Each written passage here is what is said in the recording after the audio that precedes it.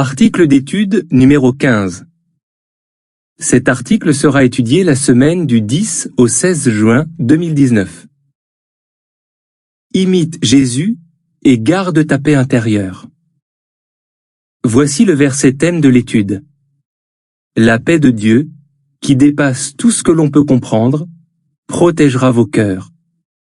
Philippiens 4, verset 7. Cantique 113. Nous avons la paix de Dieu et de Christ. Aperçu? Nous rencontrons tous des problèmes qui pourraient nous faire perdre notre paix intérieure. Cet article montre 3 choses que Jésus a faites et que nous pouvons faire pour garder notre paix même quand nous subissons de grandes difficultés. Paragraphes 1 et 2, question. Pourquoi Jésus a-t-il été angoissé? C'était le dernier jour de sa vie en tant qu'humain. Jésus était très inquiet. En effet, il allait bientôt subir des traitements cruels et une mort douloureuse. Mais ce n'était pas la seule chose qui l'angoissait. Il aimait profondément son Père et il voulait lui plaire. Il était conscient que pour défendre la réputation de Jéhovah, il devait absolument rester fidèle. De plus, il aimait les humains. Et il savait que pour que nous puissions obtenir la vie éternelle, il devait rester fidèle jusqu'à la mort. Malgré tout cela, Jésus a gardé sa paix intérieure. Il a dit à ses apôtres, « Je vous donne ma paix ». Jean 14, verset 27. Il avait la paix de Dieu, le calme qu'on ressent quand on a des relations étroites avec Jéhovah. Cette paix l'a soulagé de son inquiétude. Philippiens 4, versets 6 et 7. Paragraphe 3, question. Qu'examinerons-nous dans cet article?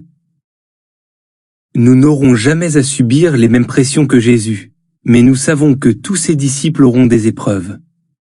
Et comme lui, nous nous sentirons parfois angoissés. Comment faire pour que cette angoisse ne nous prive pas de notre paix intérieure? Examinons 3 choses que Jésus a faites pendant son ministère, puis voyons comment nous pouvons l'imiter dans l'épreuve. Jésus a beaucoup prié. Paragraphe 4, question. En gardant à l'esprit le principe contenu en 1 Thessaloniciens 5 verset 17, donne des exemples montrant que Jésus a beaucoup prié au cours de son dernier jour sur la terre. Nous lisons en 1 Thessaloniciens 5 verset 17, « Priez constamment ». Jésus a beaucoup prié au cours de son dernier jour sur la terre. Quand il a montré à ses disciples comment ils devraient commémorer sa mort, il a prié au sujet du pain et du vin. Avant de quitter l'endroit où ils avaient célébré la Pâque, il a prié avec ses disciples. Un peu plus tard ce soir-là, quand ils étaient dans le jardin de Gethsémani, il a prié plusieurs fois. Et les tout derniers mots qu'il a prononcés avant de mourir étaient une prière. Ainsi, Jésus a fait en sorte que Jéhovah soit présent à chaque étape de cette journée décisive. Paragraphe 5, question. Pourquoi les apôtres ont-ils manqué de courage? Une des raisons pour lesquelles Jésus a pu endurer son épreuve est qu'il a recherché l'aide de son Père en le priant.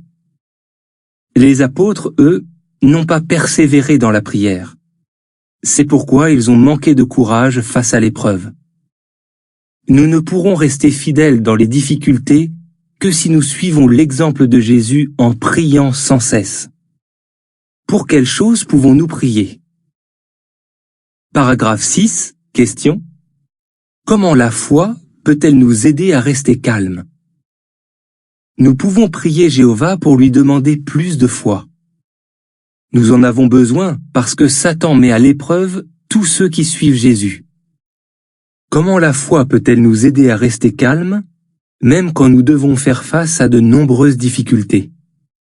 Dès l'instant où nous avons fait de notre mieux pour régler un problème, la foi nous poussera à faire confiance à Jéhovah. Comme nous sommes convaincus qu'il sait quelle est la meilleure solution, cela nous apaise. Paragraphe 7, question. Qu'apprends-tu des paroles de Robert? La prière nous aide à garder notre paix intérieure, quelles que soient nos épreuves. Prenons l'exemple de Robert, un ancien de plus de 80 ans. Il raconte : le conseil donné en Philippiens 4, versets 6 et 7, m'a permis de surmonter beaucoup de difficultés. J'ai eu des problèmes financiers. Et pendant un temps, j'ai perdu mes responsabilités d'ancien. Qu'est-ce qui l'a aidé à garder sa paix intérieure ? Il explique : dès que je commence à ressentir de l'angoisse, je prie. Plus je prie souvent et intensément, plus je me sens en paix. Voici ce que dit la légende des illustrations associées au paragraphe 4 à 7. La prière peut nous aider à garder notre paix intérieure. Jésus a prêché avec zèle. Paragraphe 8, question. D'après Jean 8, verset 29, pour quelle raison encore Jésus a-t-il pu garder sa paix intérieure ? Nous lisons en Jean 8, verset 29, « Celui qui m'a envoyé est avec moi. Il ne m'a pas abandonné à moi-même, parce que moi je fais toujours les choses qui lui plaisent. » Même quand il était persécuté, Jésus gardait sa paix intérieure parce qu'il savait que son endurance rendait son Père heureux. En effet, il lui a toujours obéi, quelles que soient les difficultés. De plus, comme il aimait son Père, il a fait de son service pour lui la chose la plus importante de sa vie. Par exemple, avant de venir sur la terre, il était l'habile ouvrier de Dieu. Proverbe 8, verset 30. Et pendant son ministère, il a fait connaître son Père avec zèle. Cette activité le rendait très heureux. Paragraphe 9, question. Comment le fait d'être bien occupé dans la prédication nous aide-t-il à garder notre paix intérieure ? Nous pouvons imiter Jésus en obéissant à Jéhovah et en ayant toujours beaucoup à faire dans l'œuvre du Seigneur.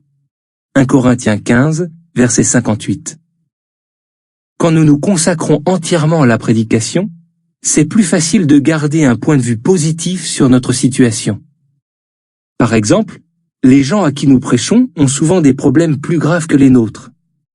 Pourtant, quand ils apprennent à connaître Jéhovah et appliquent ses conseils, leur vie s'améliore et ils sont plus heureux. Cela renforce notre conviction que Jéhovah prendra soin de nous, ce qui nous aide à garder notre paix intérieure. C'est ce qu'a constaté une sœur qui a lutté toute sa vie contre la dépression et contre le sentiment de ne rien valoir. Elle explique : quand je suis bien occupée dans le ministère, j'arrive mieux à maîtriser mes sentiments et je suis plus heureuse. Je pense que c'est parce que quand je prêche, c'est là que je me sens le plus proche de Jéhovah. Paragraphe 10, question. Qu'apprends-tu de l'exemple de Brenda ? Citons également l'exemple d'une sœur qui s'appelle Brenda. Elle et sa fille ont la sclérose en plaques. Brenda se déplace en fauteuil roulant et elle n'a pas beaucoup d'énergie. Elle fait du porte-à-porte quand elle le peut, mais elle prêche surtout par courrier. Elle dit : à partir du moment où j'ai accepté mentalement et affectivement l'idée que je ne pourrais pas guérir avant d'être dans le paradis, j'ai pu me concentrer pleinement sur mon ministère. En fait, la prédication me permet de ne pas penser à mes angoisses. Elle m'oblige à me concentrer sur la façon dont je peux aider les gens. Et elle me rappelle constamment l'espérance que j'ai pour l'avenir. Voici ce que dit la légende des illustrations associées au paragraphe 8 à 10. La prédication peut nous aider à garder notre paix intérieure. Jésus a accepté l'aide de ses amis. Paragraphe 11 à 13, question A. Pourquoi peut-on dire que les apôtres et d'autres ont été de vrais amis pour Jésus ? Question B. À quoi les amis de Jésus l'ont-ils aidé ? Tout au long du ministère de Jésus, ses fidèles apôtres ont été de vrais amis pour lui. On pouvait vraiment leur appliquer ce proverbe : il y a tel ami qui est plus attaché qu'un frère. Proverbe 18, verset 24. De tels amis étaient précieux pour Jésus. En effet, pendant son ministère, aucun de ses frères n'a eu foi en lui. À un moment, Ses proches ont même pensé qu'il était devenu fou. Par contre, le soir précédant sa mort, Jésus a pu dire à ses fidèles apôtres, « Vous êtes ceux qui sont constamment restés avec moi dans mes épreuves. » Luc 22, verset 28. Les apôtres ont parfois déçu Jésus. Cependant, celui-ci ne s'est pas concentré sur leurs défauts, mais sur le fait qu'ils avaient foi en lui. Pendant la dernière soirée qu'il a passée avec eux avant son exécution, il leur a dit « Je vous ai appelés amis, parce que je vous ai fait connaître toutes les choses que j'ai entendues de mon Père. » Jean 15, verset 15. C'est certain, ses amis l'ont beaucoup encouragé. L'aide qu'ils lui ont apportée dans son ministère l'a rempli de joie. Jésus avait aussi pour amis des hommes et des femmes qui lui apportaient une aide pratique dans son ministère. Certains l'accueillaient chez eux pour lui offrir un repas. D'autres l'accompagnaient dans ses déplacements et utilisaient leurs biens pour le servir. Luc 8, verset 3. Jésus avait de bons amis parce que lui-même en était un. Il leur faisait du bien et n'exigeait pas trop d'eux. Il était parfait, mais il appréciait le soutien de ses amis imparfaits. Et ils l'ont sans aucun doute aidé à garder sa paix intérieure. Paragraphes 14 et 15, question. Comment nous faire de bons amis et quelle aide peuvent-ils nous apporter? De bons amis nous aident à rester fidèles à Jéhovah. Et le meilleur moyen d'avoir de bons amis est d'en être un soi-même. Par exemple, la Bible nous encourage à donner de notre temps et de notre énergie aux autres, en particulier à ceux qui sont dans le besoin. Éphésiens 4, verset 28. Penses-tu à quelqu'un de ton assemblée que tu pourrais aider? Pourrais-tu faire des courses pour un proclamateur âgé ou malade qui ne peut pas sortir de chez lui? Ou offrir un repas à une famille qui a des difficultés financières? Si tu sais utiliser le site jw.org et l'application JW Library, pourrais-tu aider des frères et sœurs à profiter eux aussi des trésors qui s'y trouvent? Quand nous donnons de nous-mêmes pour aider les autres, nous sommes généralement plus heureux. Nos amis nous aident à endurer nos épreuves, ce qui nous permet de garder notre paix intérieure. Tout comme Éliou a écouté Job quand celui-ci a décrit ses souffrances, nos amis nous écoutent patiemment quand nous exprimons ce que nous ressentons. Bien sûr, ils ne prendront pas de décision à notre place, mais nous ferons preuve de sagesse en écoutant les conseils qu'ils nous donnent à l'aide de la Bible. Et tout comme le roi David a humblement accepté l'aide de ses amis, nous ne devrions pas être trop fiers pour accepter l'aide de nos amis quand nous sommes en difficulté. De tels amis sont un don de Jéhovah. Voici ce que dit la légende des illustrations associées aux paragraphes 11 à 15. Passer du temps avec nos amis peut nous aider à garder notre paix intérieure. Comment garder ta paix intérieure? Paragraphe 16, question. D'après Philippiens 4, versets 6 et 7, à quelles conditions pouvons-nous recevoir la paix que Dieu donne? Explique.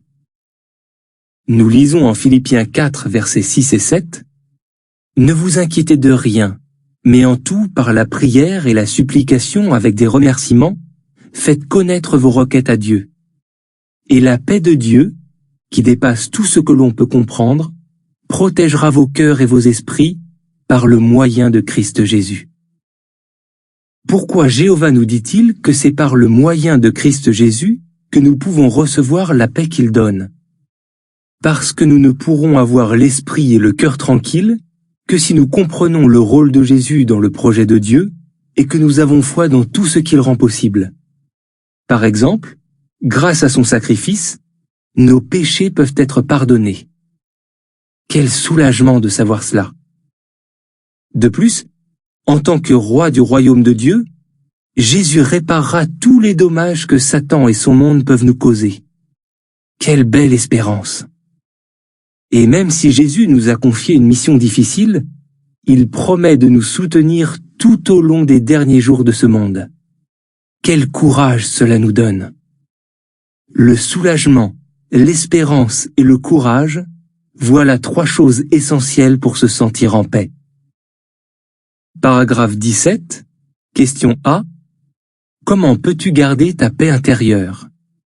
Question B. D'après Jean 16, verset 33, que serons-nous capables de faire? Alors, comment garder ta paix intérieure quand tu dois faire face à de dures épreuves? En imitant Jésus. Premièrement, prie et continue de le faire quoi qu'il arrive. Deuxièmement, obéis à Jéhovah et prêche avec zèle, même quand c'est difficile. Troisièmement, recherche l'aide de tes amis. Ainsi, la paix de Dieu protégera ton cœur et ton esprit. Et comme Jésus, tu pourras vaincre n'importe quelle épreuve. Nous lisons en Jean 16, verset 33, « Je vous ai dit ces choses pour que par mon moyen, vous ayez la paix. Dans le monde, vous aurez des épreuves, mais prenez courage. J'ai vaincu le monde. » Pour réussir à garder ta paix intérieure, quelle est l'importance de la prière, de la prédication, des amis? Cantique 41. Ô Dieu, entends ma prière. Fin de l'article.